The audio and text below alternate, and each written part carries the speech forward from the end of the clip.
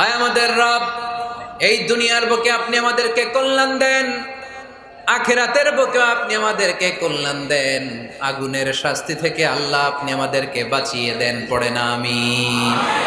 তাহলে আগে দুনিয়া, তবে দুনিয়াকে হৃদয়ে স্থান দেয়া যাবে না। দুনিয়াকে বশ করে হাতে নিব, কিন্তু হৃদয়ে থাকবে আখিরাত। জোরে বলতে হবে ঠিক কিনা?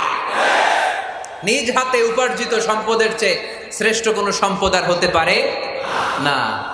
আমার দিনমজুর ভাইয়েরা,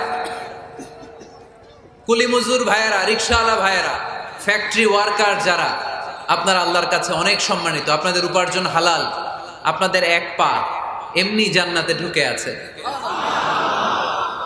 এখন শুধু এক পা ঢুকাইলে চলবে? পা কয়টা? আরেকটা ঢুকানোর দরকার আছে না নাই?